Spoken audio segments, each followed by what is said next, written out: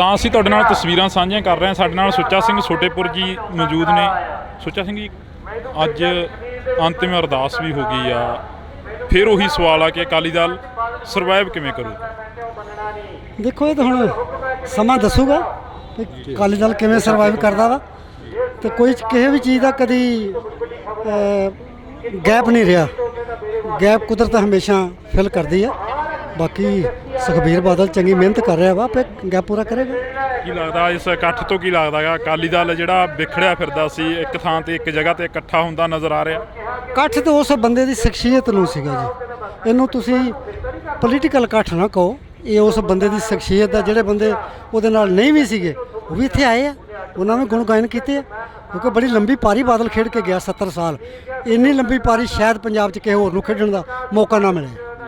ਤਾਂ ਅਸੀਂ ਜਿਹੜੀ ਗੱਲਬਾਤ ਉਹ ਕਰ ਰਹੇ ਹਾਂ, ਨਾਲ ਸਾਡੇ ਨਾਲ ਜਗਪਾਲ ਸਿੰਘ ਅਬਲੂ ਖਰਾਣਾ ਵੀ ਮੌਜੂਦ ਰਹਿਣਗੇ। ਉਹਨਾਂ ਦੇ ਨਾਲ ਵੀ ਅਸੀਂ ਗੱਲਬਾਤ ਕਰਾਂਗੇ। ਜਗਪਾਲ ਸਿੰਘ ਜੀ 2 ਮਿੰਟ। ਤਾਂ ਕਿਵੇਂ ਦਾ ਲੱਗਦਾ ਜੀ ਅੱਜ ਇੱਕ ਅਕਾਲੀ ਦਲ ਨੂੰ ਖਾਸ ਕਰਕੇ ਵੱਡਾ ਘਾਟਾ ਪਿਆ ਗਾ? ਅੰਤਿਮ ਅਰਦਾਸ ਆ ਜਿਹੜੀ ਉਹ ਹੋ ਚੁੱਕੀ ਆ, ਭੋਗ ਆ ਜਿਹੜੇ ਉਹ ਪੈ ਚੁੱਕੇ ਨੇ, ਜਿਹੜੀਆਂ ਤਕਰੀਰਾਂ ਨੇ ਉਹ ਸਟੇਜ ਤੋਂ ਹੋ ਰਹੀਆਂ ਨੇ।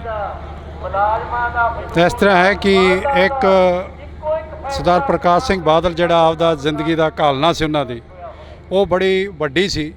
ਔਰ ਉਹਨਾਂ ਨੇ ਸਰਪੰਚ ਤੋਂ ਸ਼ੁਰੂ ਕਰਕੇ 5 ਵਾਰੀ ਮੁੱਖ ਮੰਤਰੀ ਬਣੇ। ਔਰ ਉਹਨਾਂ ਨੇ ਆਪਦੀ ਜ਼ਿੰਦਗੀ ਦੇ ਵਿੱਚ ਮਿਹਨਤ ਕਰਕੇ ਲੋਕਾਂ ਦੇ ਵਿੱਚ ਰਹਿ ਕੇ ਲੋਕਾਂ ਦੀ ਸੇਵਾ ਕੀਤੀ। ਅੱਜ ਹਰ ਵਰਗ ਦੇ ਲੋਕ, ਹਰ ਪਾਰਟੀ ਦੇ ਲੋਕ, ਹਰ ਧਰਮ ਦੇ ਲੋਕ ਨੇ ਆ ਕੇ ਉਹਨਾਂ ਨੂੰ ਸ਼ਰਧਾਂਜਲੀ ਦਿੱਤੀ ਹੈ।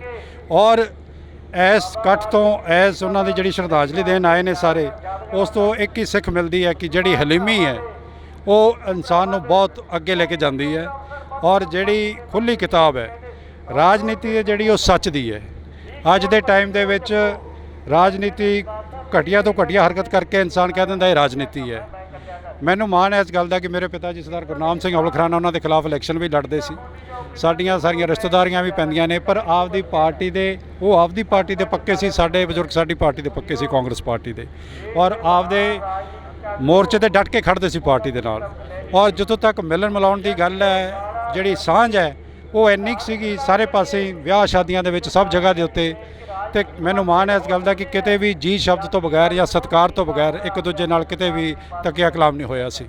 ਔਰ ਮੈਂ ਸਮਝਦਾ ਕਿ ਜਿਹੜੀ ਸਾਡੀ ਅੱਜ ਦੀ ਰਾਜਨੀਤੀ ਹੈ ਉਹਦੇ ਵਿੱਚ ਇਹ ਚੀਜ਼ਾਂ ਹੋਣੀਆਂ ਬਹੁਤ ਜ਼ਰੂਰੀ ਨੇ। ਅੱਜ ਕੱਲ੍ਹ ਲੀਡਰ ਸਾਹਿਬਾਨ ਰਾਤਾਂ ਨੂੰ ਮਿਲਦੇ ਨੇ ਅਤੇ ਦਿਨੇ ਲੋਕਾਂ ਨੂੰ ਲੜਾਉਂਦੇ ਨੇ।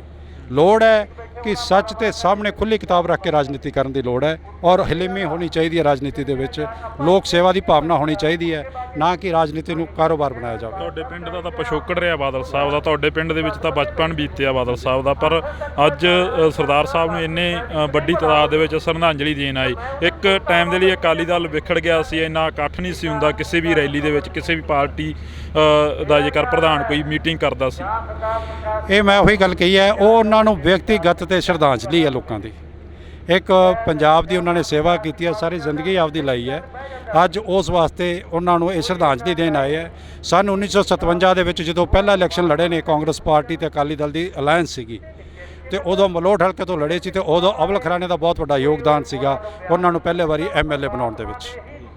ਜੇਕਰ ਗੱਲ ਕਰੀਏ, ਅਫਸੋਸ ਹੁੰਦਾ ਕਿ ਇੱਕ ਬੇਅਦਬੀ ਦਾ ਜਿਹੜਾ ਕਿ ਦੋਸ਼ ਸੀ ਉਹ ਮੱਥੇ ਤੇ ਮੜਿਆ ਗਿਆ। ਬੇਅਦਬੀ, ਬਹਿਮਲ ਕਲਾਂ ਗੋਲੀ ਕਾਂਡ ਦਾ ਦੋਸ਼ ਸੀ, ਉਹ ਮੱਥੇ ਤੇ ਮੜਿਆ ਗਿਆ। ਅਫਸੋਸ ਹੁੰਦਾ ਵੀ ਉਹ ਦੋਸ਼ ਜਿਹੜਾ ਉਹ ਭਾਰ ਉਹ ਨਾਲ ਲੈ ਕੇ ਚਲੇ ਗਏ। ਮੈਂ ਸਮਝਦਾ ਜੀ ਜਿਹੜਾ ਰਾਜਨੀਤਿਕ ਲੀਡਰ ਹੁੰਦੇ ਨੇ, ਲੀਡਰ ਸਾਹਿਬਾਨ ਜਿਹੜੇ ਹੁੰਦੇ ਨੇ, ਤੁਸੀਂ ਇਸ ਗੱਲ ਨੂੰ ਕਹਿ ਸਕਦੇ ਹੋ ਵੀ ਉਹ ਤਾਂ ਉਹਨਾਂ ਦੇ ਮਨ ਦੇ ਵਿੱਚ ਕੀ ਗੱਲ ਸੀ ਅਸੀਂ ਕੁਝ ਕਹਿ ਨਹੀਂ ਸਕਦੇ। ਪਰ ਕਿਤੇ ਨਾ ਕਿਤੇ ਹਜੇ ਉਹਨਾਂ ਦੀਆਂ ਇਨਕੁਆਇਰੀਆਂ ਹੋਣੀਆਂ ਨੇ, ਹਜੇ ਸਾਰਾ ਕੁਝ ਹੋਣਾ ਹੈ। ਕਿਸੇ ਨੂੰ ਜਿੰਨੀ ਦੇਰ ਕੋਈ ਸਾਬਤ ਨਾ ਹੋਵੇ ਕੁਝ ਕਿਹਾ ਨਹੀਂ ਜਾ ਸਕਦਾ। ਔਰ ਜਿੱਥੇ ਉਹ ਬੈਠੇ ਸੀ ਔਰ ਜਿੱਥੇ ਵਾਰਦਾਤ ਹੋਈ ਹੈ, ਇਹ ਬਹੁਤ ਵੱਡਾ ਅੰਤਰ ਹੈ। ਇਹ ਵਿਸ਼ੇ ਹੈ ਇੱਕ ਜਿਹੜਾ ਕਿ ਇਨਵੈਸਟੀਗੇਸ਼ਨ ਹੋ ਰਹੀ ਹੈ, ਉਹ ਹਜੇ ਉਸ ਦਾ ਕੋਈ ਰਿਜ਼ਲਟ ਨਹੀਂ ਨਿਕਲਿਆ।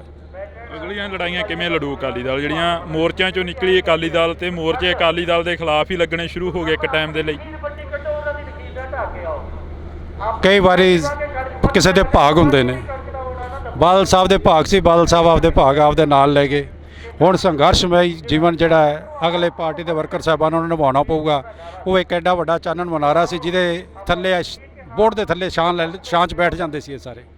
ਪਰ ਹੁਣ ਇਹਨਾਂ ਨੂੰ ਆਪਦੀ ਛਾਂ ਆਪ ਬਣਾਉਣੀ ਪੈਣੀ ਹੈ। ਬਿਲਕੁਲ, ਤਾਂ ਅਸੀਂ ਬਹੁਤ ਬਹੁਤ ਧੰਨਵਾਦ ਕਰਾਂਗੇ। ਜਿਵੇਂ ਜਿਵੇਂ ਅਸੀਂ ਗੱਲਬਾਤ ਕਰ ਰਹੇ ਹਾਂ ਲੀਡਰ ਸਾਹਿਬਾਨਾਂ ਦੇ ਨਾਲ ਜਾਂ ਅਸੀਂ ਰਾਜਨੀਤਿਕ ਧਿਰਾਂ ਦੇ ਨਾਲ, ਤਾਂ ਉਵੇਂ ਉਵੇਂ ਅਸੀਂ ਗੱਲਾਂ ਬਾਤਾਂ ਅੱਗੇ ਤੋਰਦੇ ਹਾਂ। ਤਾਂ ਤੁਸੀਂ ਜੁੜੇ ਰਹਿਣਾ ਇੰਡੋਜ਼ TV ਦੇ ਨਾਲ। ਅੱਜ ਪਿੰਡ ਬਾਦਲ ਤੋਂ ਤਸਵੀਰਾਂ ਤੁਹਾਡੇ ਨਾਲ ਸਾਂਝੀਆਂ ਕਰਾਂਗੇ।